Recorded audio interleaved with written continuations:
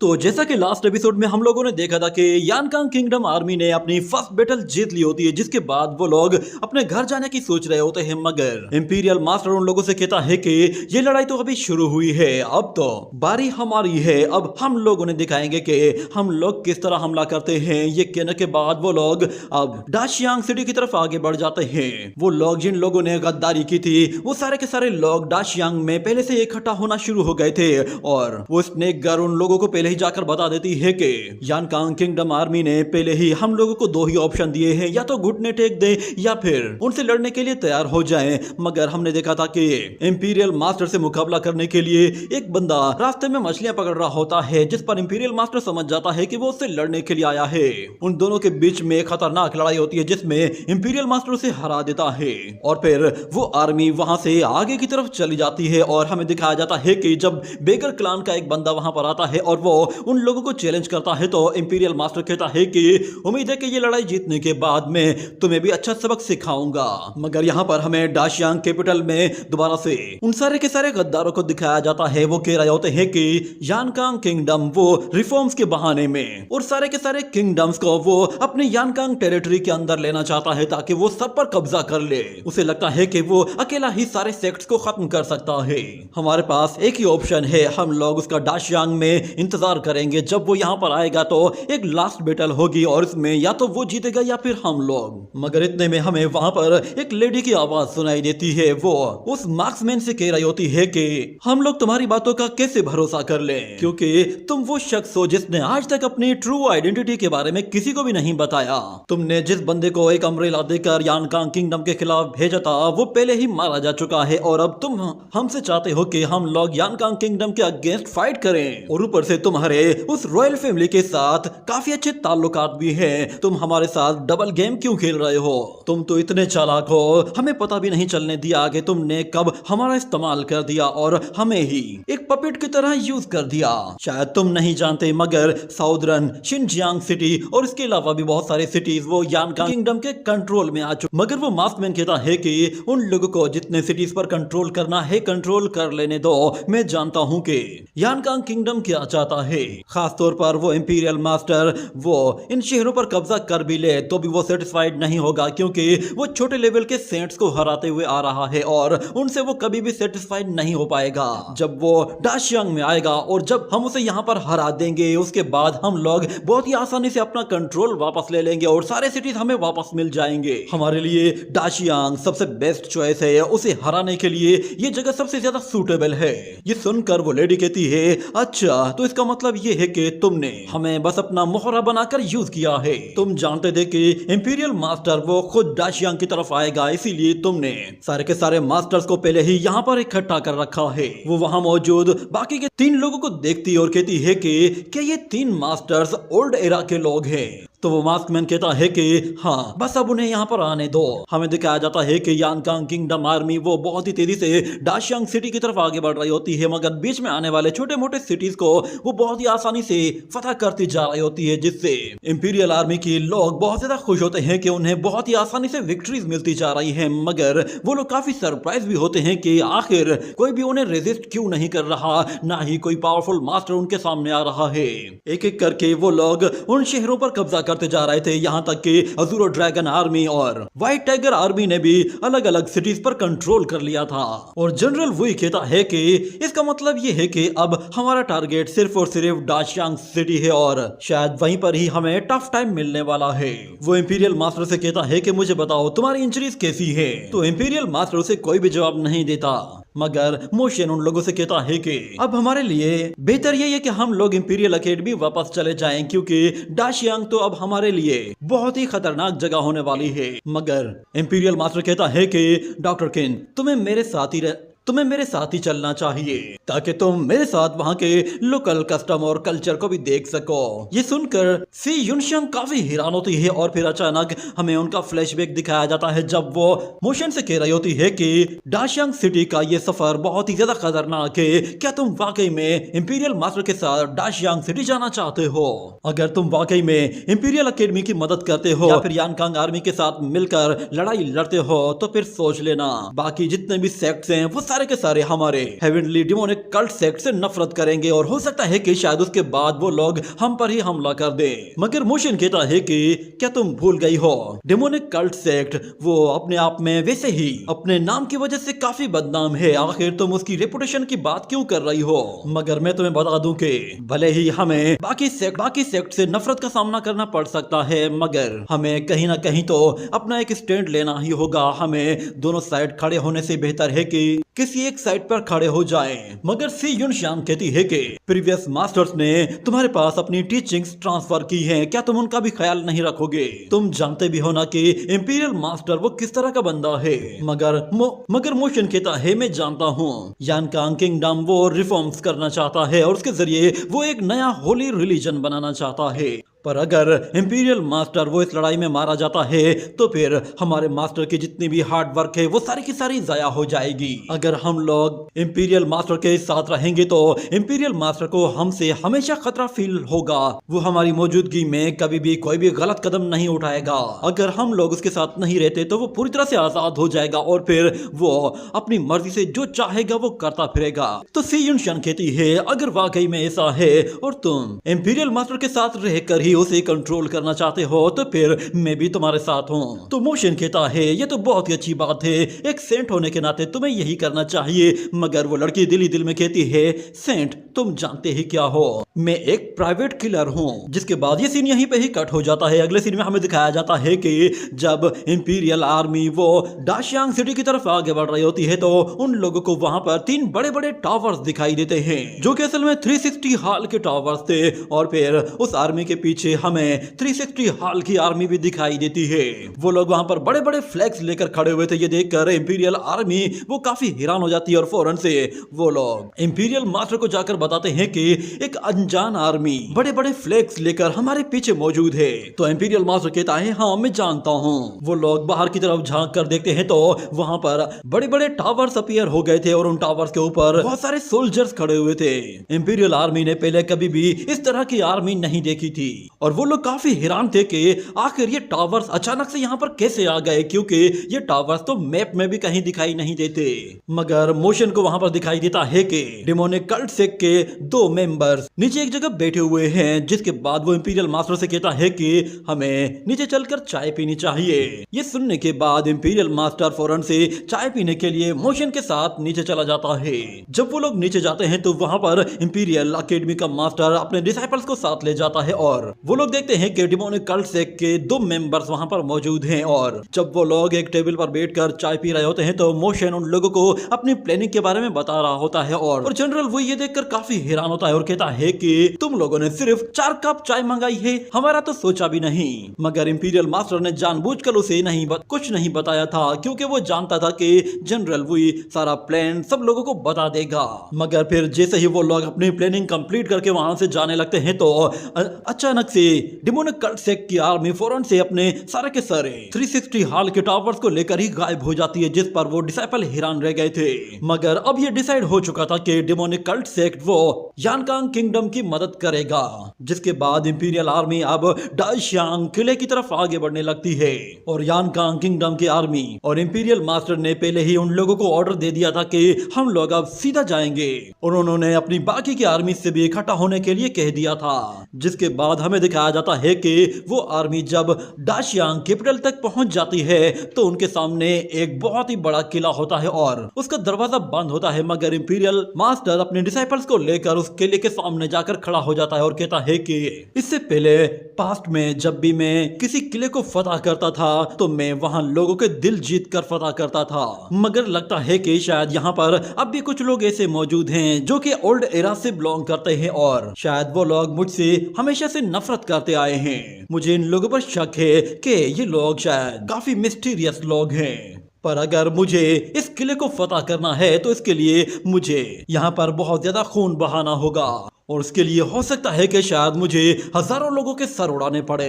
ये बात सुनकर मोशन हैरान हो जाता है, मगर फिर इंपीरियल मास्टर कहता है कि जनरल वुई, आप इस सिटी के बाहर ही अपना कैंप लगा लीजिए, हम लोग अंदर जाएंगे। वो मोशन से कहता है कि तुम अपनी टीम को लेकर मेरे साथ चलो। इतना कहने के बाद जनरल वुई अपनी आर्मी को लेकर बाहर खड़ा रहता है और दूसरी तरफ इंपीरियल मास्टर वो जैसे ही उस किले की तरफ जाता है तो उसका गेट अपने आप ही खुलना शुरू हो जाता है।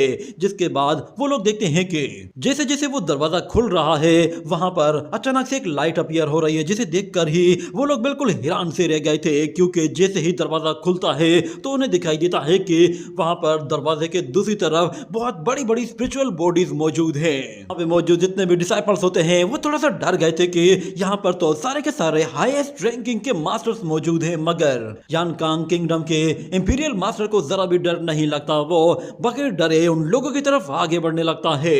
जैसे जैसे वो लोग आगे जा रहे थे वो जायंट स्पिरिचुअल बॉडीज बिल्कुल सीधे खड़े होकर सिर्फ उन लोगों को देख रही होती हैं। मोशन देखता है कि वहां पर एक से बढ़कर एक वॉरियर मौजूद है, जैसे कि उन लोगों ने पहले से ही तैयारी कर रखी हो कि उन लोगों ने यहाँ पर अपनी फाइनल बैटल लड़नी है। और वो स्नेक गर्ल जब मोशन के सामने आती है तो वो गुस्से में उस पर चिल्लाते हुए कहती है कि तो तुम भी यहाँ पर हो। तो मोशन उसे देखकर हल्का सा स्माइल करता है, जिस पर उस लड़की को काफी गुस्सा आता है। वो मोशन को गुस्से से देख रही होती है और यहाँ पर वो गंजा मॉन्क कहता है कि ये लड़की ये तो एक लड़का हुआ करती थी, पर पता नहीं कैसे ये एक लड़की बन गई है। मगर यहाँ पर इंपीरियल मास्टर जब वो उस लड़की को गुस्से से देखता है तो उसकी नजरों का ही इतना डर होता है कि वो लड़की वापस से पीछे हट जाती है और अपने स्नेक से नीचे उतरकर मोशन से कहती है कि इस वक्त तुम यानकांग किंगडम के साथ हो तो तुम अपने आप को ये मत समझ लेना कि तुम हीरो बन गए हो, मगर मैं तुम्हें मौका देखते ही मार डालूंगी। इतने में वहां पर हमें एक और लेडी की आवाज सुनाई देती है। वो इंपीरियल मास्टर से कहती है कि अब तुमने हमारे मार्शल आर्ट वर्ल्ड पर रूल करने का सोच ही लिया है, तो फिर बताओ कि तुम क्या ऑर्डर्स लेकर आए हो। ये माउंटेन आज तुम्हारी लाइफ एंड डेथ का एरेना बनने वाला है। इतने में हमें दिखाया जाता है कि उस ग्राउंड के आगे एक बहुत ही बड़ा हॉल मौजूद होता है और वहां पर सारे के सारे मास्टर्स एक जगह इकट्ठे होते हैं। मगर वहां पे मौजूद एक मास्क मैन वो इंपीरियल मास्टर से कह रहा होता है कि तुम इस दुनिया के नंबर 1 कुरियर हो जो कि गॉड्स के अंडर में काम करते हो। मैं ये देखकर हैरान हूँ कि तुम अपनी मदद के लिए सिर्फ कुछ ही लोगों को लेकर आए हो। तुम्हें नहीं लगता कि तुम्हें कोई ताकतवर सोल्जर्स लाने चाहिए थे?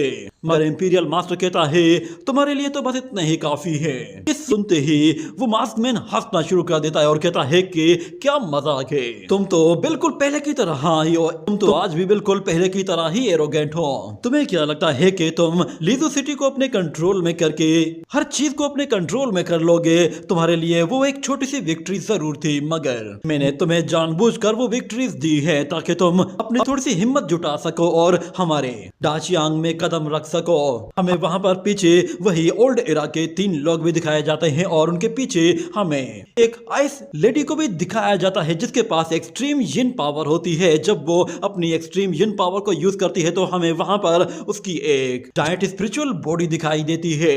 उसका लेवल बिल्कुल एक गॉड लेवल के पास पहुंच गया था, जिस पर वो लड़की खुद भी काफी ज्यादा सरप्राइज होती है। उसे खुद भी आइडिया नहीं था कि वो एक गॉड लेवल के इतना करीब चली जाएगी। उस लड़की ने असल में उस मास्कमैन से कोई ऐसा एलेक्सियर लिया था जिसकी वजह से उसकी पावर कई गुना बढ़ गई थी, जिस पर वहां पे नीचे खड़े हुए लोग भी काफी सरप्राइज होते हैं और कहते हैं कि इस लेडी ने तो गॉड रियलम को अचीव कर लिया है। मगर देखते ही देखते वहां पे मौजूद जितने भी मास्टर्स होते हैं वो सारे के सारे अपने रियल फॉर्म को एक्टिवेट करते हैं, तो हमें वहां पर उन सब लोगों की बड़ी बड़ी स्पिरिचुअल बॉडीज दिखाई देती है, जिसका मतलब ये था कि वो सारे के सारे इतने पावरफुल थे कि वो सब के सब अगर चाहे तो उन डिसाइपल्स को मिट्टी में मिला सकते थे। ये देखकर वो डिसाइपल कहते हैं कि ये तो अलग अलग सेक्ट्स के मास्टर से ये यहाँ पर एक जगह इकट्ठे हो गए हैं। और वो गंजा कहता है मुझे नहीं लगता कि हम लोग इनके अगेंस्ट कुछ भी कर पाएंगे।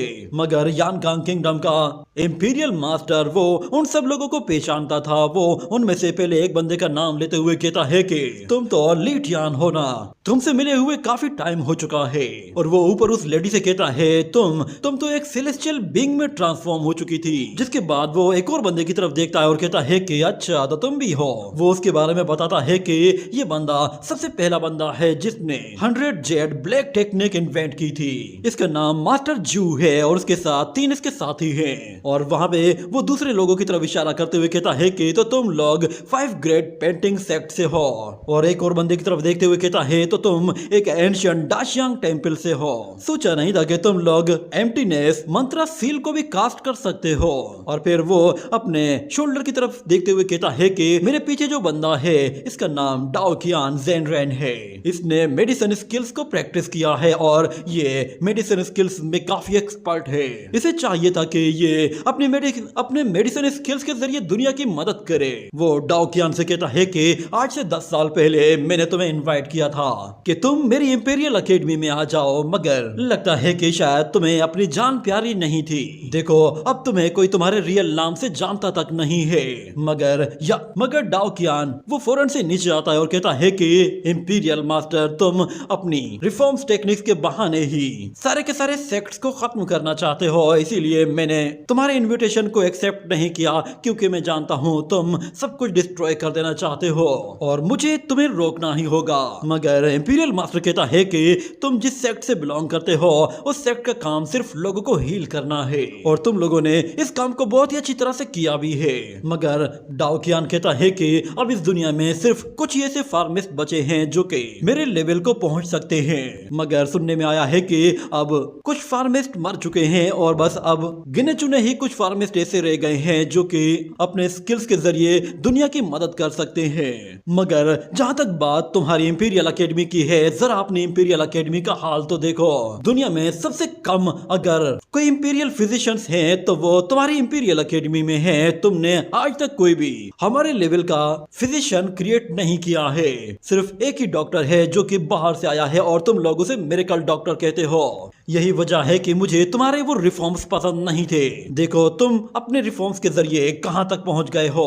मगर इंपीरियल मास्टर कहता है कि अगर मिरेकल डॉक्टर एक हो या 2 हो, मगर उसके बावजूद भी वो मिलियंस वो लाखों लोगों की इंजरीज को हील कर सकते हैं। मगर खैर क्योंकि अब हमारे रास्ते जुदा जुदा हैं तो अब तुमसे इस बात पर बहस करने का कोई फायदा नहीं।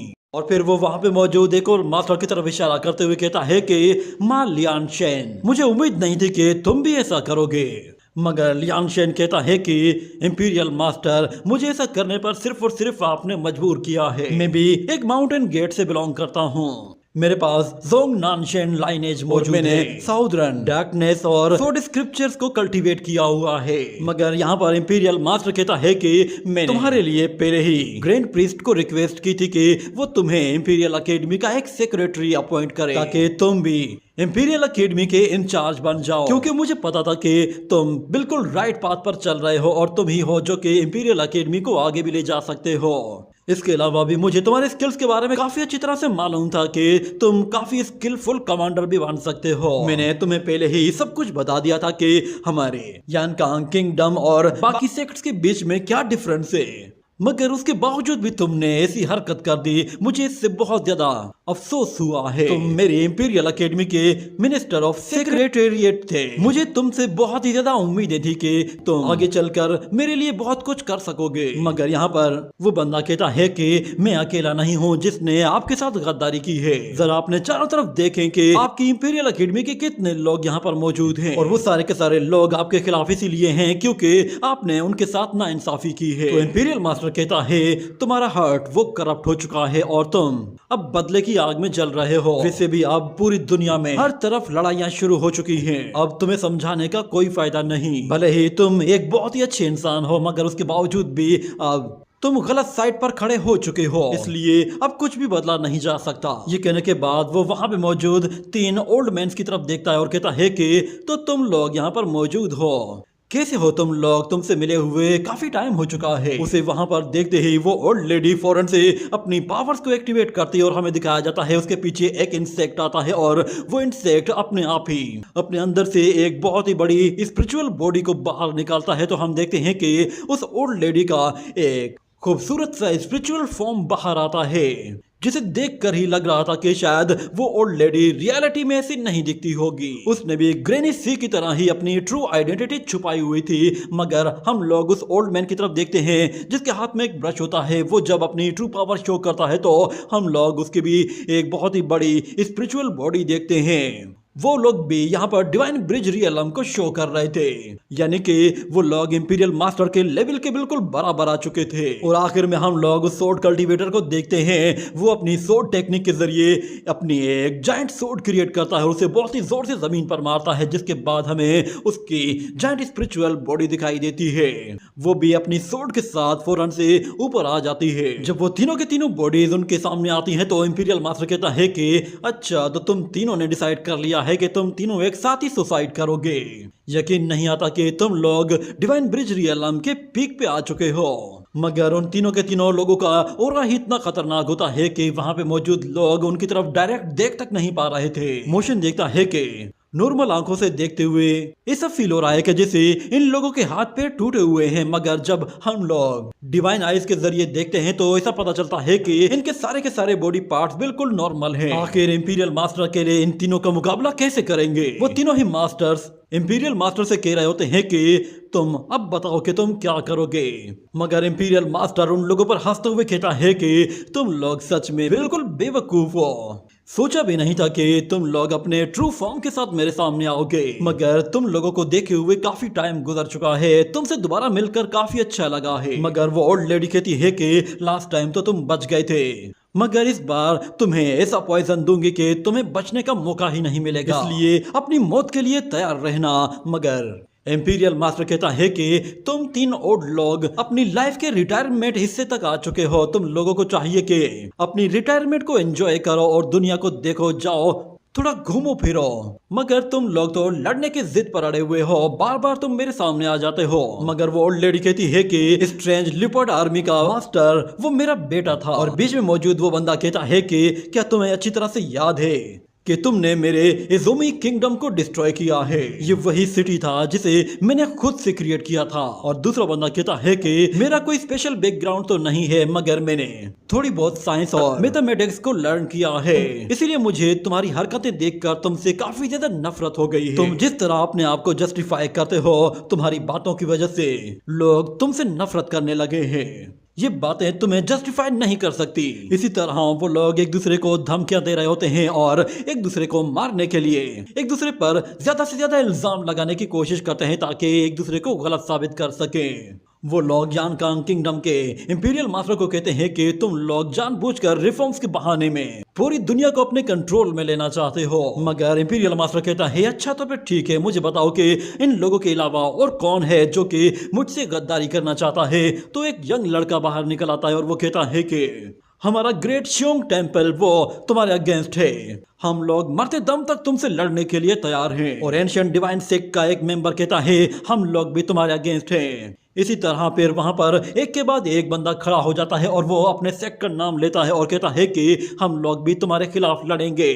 देखते ही देखते वहां पर इतने ज्यादा लोग खड़े होते हैं कि इंपीरियल मास्टर और बाकी लोग भी हैरान हो जाते हैं कि यहाँ पर तो सारे ही लोग इनके खिलाफ हो चुके हैं। और वो मास्क मैन हंसते हुए कहता है कि इंपीरियल मास्टर देख लिया तुमने, पूरी दुनिया ही तुम्हारे खिलाफ है, तुम बेशर्मों की तरह भी यहाँ पर खड़े हुए हो, तुम्हें तो शर्म से डूब मरना चाहिए। मगर इंपीरियल मास्टर कहता है कि सिर्फ कुछ हजार लोग पूरी दुनिया को रिप्रेजेंट नहीं करते। वैसे भी अच्छा हुआ कि ये सारे लोग यहाँ पर एक जगह इकट्ठे हो गए हैं। अब मैं सबके सब लोगों को एक बार में ही खत्म कर दूंगा ताकि इस दुनिया में एक बार में ही पीस मेंटेन हो जाए। बात सुनते ही वो मास्कमैन कहता है अगर ऐसा है तो फिर अब हमारे बीच बात करने को कुछ रह ही नहीं गया। ये कहते ही वो लोग फौरन से अपनी पावर्स को एक्टिवेट करते हैं तो हमें दिखाया जाता है कि वो लोग वहां पर एक बहुत बड़ा एरे क्रिएट कर लेते हैं और उस जगह को पूरी तरह से लॉक कर देते हैं ताकि ना कोई बाहर जा सके ना कोई अंदर आ सके। ये देखते ही वहां मौजूद डिसाइपल्स काफी ज्यादा डर जाते हैं और कहते हैं कि अब हम क्या करेंगे, हम लोग इनका मुकाबला कैसे करें। हमारी आर्मी अब हमारी मदद नहीं कर पाएगी। वो लोग मोशन से कहते हैं कि तुम टेलीपोर्ट हो सकते हो ना, तो फौरन से टेलीपोर्ट होकर जनरल वी को मदद के लिए बुलाओ। मगर मोशन इंपीरियल मास्टर की तरफ देखता है और कहता है कि फिलहाल जल्दबाजी करने की जरूरत नहीं है। और इंपीरियल मास्टर उस मास्कमैन से कहता है कि तुमने पूरे के पूरे मार्शल वर्ल्ड को अपनी हरकतों की वजह से शर्मिंदा करवाया है। मगर वो मास्कमैन कहता है कि इस हेवनली प्रिजन से तुम लोग कभी भी जिंदा वापस नहीं जा पाओगे, इसीलिए अपनी मौत को एक्सेप्ट कर लो। तुम लोग भले ही चाहे कितने भी ताकतवर क्यों ना हो, मगर तुम्हारे बारे में बाहर वालों को कुछ पता भी नहीं चलेगा कि यहाँ पर क्या चल रहा है। ये डाशियांग कैपिटल आज तुम लोगों का कब्रिस्तान बनने वाला है। मगर जैसे इंपीरियल मास्टर पीछे पलटता है तो मोशन फौरन से अपना डिमोनिक कल्ट सेक्ट का झंडा बाहर निकालता है, जिस पर वो लोग बिल्कुल हैरान से हो जाते हैं। और उसी के साथ ही ये एपिसोड यहीं पे ही एंड हो जाता है।